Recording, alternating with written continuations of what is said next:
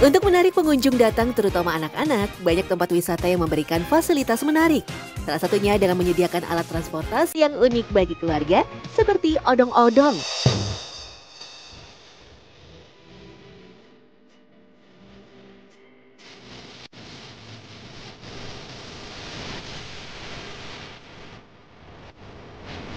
Salah satu bengkel pembuat odong-odong ada di Pondok Aren, Tangerang Selatan. Bengkel ini sudah membuat sekitar ratusan odong-odong. Biasanya untuk membuat satu mobil odong-odong dibutuhkan waktu sampai 1 sampai 2 bulan. Kalau proses 1 bulan, untuk bahan ada plat, ada besi siku, besi holo, terus ada plat bordes, itu semuanya. Nanti itu proses dari awal pembuatan bodi itu sekitar 1 minggu, pengecetan 1 minggu, finishing 1 minggu, terus finishing sama rayon stud wrap ya 1 minggu gitu, sekitar 4 mingguan. Sekarang saja masih banyak pesanan yang diterima oleh bengkel odong-odong milik Pak Didik ini. Biasanya bengkel ini mengerjakan sekitar 3 sampai 4 mobil pesanan. Antusias masyarakat membeli mobil odong-odong memang cukup tinggi. Tentunya hal ini berbanding lurus dengan penghasilan yang didapat dari sewa mobil odong-odong. Mobil odong-odong tidak hanya disukai anak-anak, namun banyak juga kelompok ibu-ibu yang sering menyewa odong-odong sebagai alat transportasi ke acara anak mereka, hajatan, pengajian, maupun acara lamaran.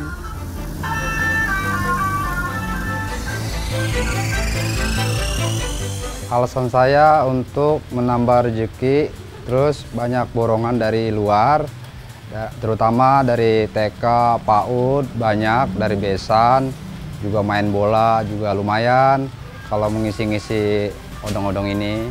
Ya itu juga tergantung jauh dekatnya, kalau jauh kira-kira ada 800, 500, kalau yang dekat antar besan mah paling ya 250-300. Proses pertama pembuatan mobil odong-odong adalah membuat desain atau sketsanya terlebih dulu. Desain awal merupakan proses penting dalam membuat mobil odong-odong. Kalau sudah ada desainnya, barulah proses pengerjaan fisik mobil odong-odongnya dimulai. Mobil yang akan dibuat odong-odong dibongkar dulu. Namun tidak semua bagian mobil dibongkar. Yang dibutuhkan adalah kerangka mobil, ban, dan mesinnya saja. Kalau sudah dibongkar, baru masuk ke proses pembentukan bodi mobil. Mobil yang dianggap paling bagus dipakai untuk membuat odong-odong adalah mobil keluaran tahun 2000 ke bawah. Ya kalau untuk mesin tahun 2000 ke bawah itu mesinnya masih kuat, masih ya udah cocok lah ya. Kalau mesin itu bagus, itu perawatannya gampang dan banyak masih onderdilnya. Setelah mobil dibongkar, langsung dibuat rangka baru dari besi siku, plat besi, dan besi holo. Ciri khas dari pembuatan mobil odong-odong adalah membuat lebih panjang atau lebih besar dari mobil aslinya. Setiap besi plat dan besi siku dipotong satu persatu. Selanjutnya dilas dan digabungkan dengan kerangka mobil lama dengan cara yang sama, yakni dilas juga. Setelah terlihat bentuknya, barulah dipasang mesin dan ban. Agar makin menarik, bagian badan luar mobil odong-odong dicat dengan warna menarik dan sesuai tema, lalu ditambahkan pula lampu. Selain sulit mendapatkan mobil yang cocok untuk dibuat odong-odong, ada banyak kesulitan yang dihadapi para pembuat mobil odong-odong dalam proses pembuatan bodinya. Secara teknik ya susah ya, kita bikin itu dari awal kan susahnya pemesanan. Mau modelnya begini, kita kan harus desain dulu, jadi susahnya begitu. Itu kadang-kadang ada yang mau pesen yang model kayak kaca, kayak apa Thomas gitu juga susah-susah juga gitu. Yang penting kita berusaha, mudah-mudahan bisa. Banyak stigma buruk yang menempel pada mobil odong-odong ini, Terlebih karena banyaknya kasus kecelakaan tunggal yang melibatkan mobil odong-odong. Mulai dari jatuh ke jurang sampai tertabrak kereta api. Karena banyaknya kasus kecelakaan odong-odong, banyak calon pembeli yang bertanya perihal keamanan mobil odong-odong ini di jalanan. Karena itulah Didik mulai memperhatikan keamanan odong-odong buatannya. Mulai dari mesin, rem, dan ban. Semuanya dicek satu persatu sebelum diberikan ke pemesan. Ya, untuk kenyamanannya saya satu mesin bagus, ya kan. Kedua kaki-kaki rem semuanya ya, roda ban semua itu udah saya sertikan semua, bagusin semua. Terus untuk handrem semuanya itu udah saya full service gitu, jadi siap pakai. Tidak hanya pengecekan keamanan saja, sama seperti mobil pada umumnya, mobil odong-odong juga perlu dirawat. Pemilik mobil odong-odong harus rutin melakukan pemeriksaan mobilnya di bengkel minimal 3 bulan sekali. Mulai dari ganti oli, pengecekan mesin, dan tentunya ban dan rem juga harus diperhatikan. Hal ini untuk meminimalisir kecelakaan di jalanan. Kalau perawatan sih sama, ini kan mobil odong-odong kan masih bentuk seperti mobil biasa, onderdilnya juga sama, perawatannya sama. Kita ganti tiap bulan, kita ganti oli, cek rem, itu aja. Kalau tiap narik kita cuci, ya masukin, apalagi punya garasi sendiri, itu lebih perawatan lebih bagus.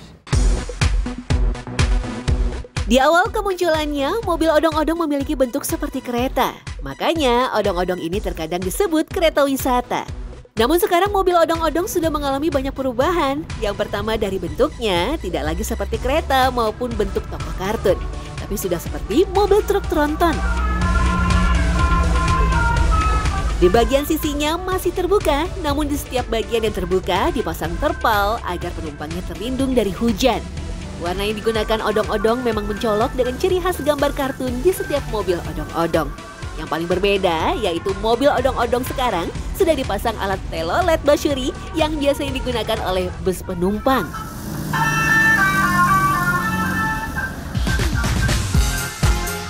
Bunyi telolet basyuri ini sangat menarik perhatian anak-anak. Jika telolet dibunyikan, pastinya akan banyak anak-anak yang keluar dari rumah dan ingin menaiki mobil odong-odong.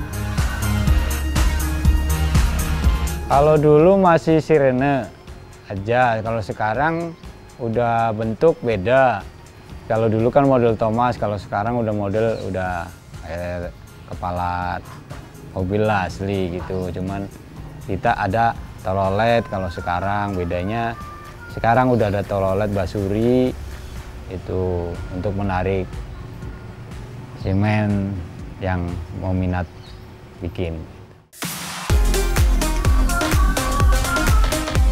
Keberadaan odong-odong semakin marak di kota Jakarta, lalu menyebar ke berbagai daerah di Indonesia. Odong-odong buatan bengkel di Pondok Aren Tangerang ini saja sudah dikirim keluar Pulau Jawa. Salah satunya ke Kalimantan, Lombok, Sumatera, dan Riau. Odong-odong sekarang menjadi bisnis yang menjanjikan. Cuan pun cukup deras mengalir, apalagi targetnya anak-anak yang otomatis akan ditemani juga oleh ibunya. Karenanya mobil odong-odong pun dibuat sedemikian rupa dan semenarik mungkin agar diminati oleh anak-anak. Terutama untuk menarik buat anak-anak itu klakson basyuri yang harganya ya lumayan lah. Itu terutama anak-anak. Terus kedua modif bentuknya juga yang kayak model dulu kan bis zaman dulu alhamdulillah ibaratnya udah kuno. Sekarang model baru kayak bis tronton itu anak-anak juga lebih suka. Tren, kreasi, dan perkembangan odong-odong mengikuti selera pasar. Persaingan bisnis odong-odong pun semakin ketat. Odong-odong dengan desain kekinian dan modern tentu saja lebih disukai.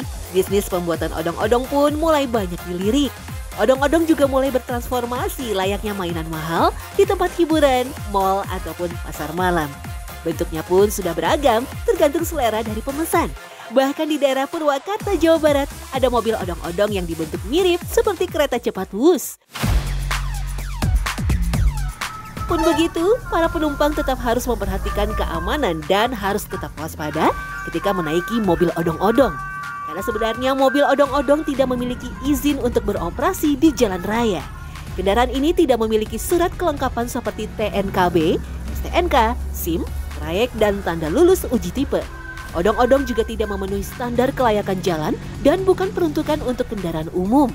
Kemungkinan nama odong-odong untuk mobil tanpa trayek ini berasal dari istilah bodong yang populer digunakan masyarakat Sunda untuk menyebut mobil tanpa dokumen resmi alias bodong.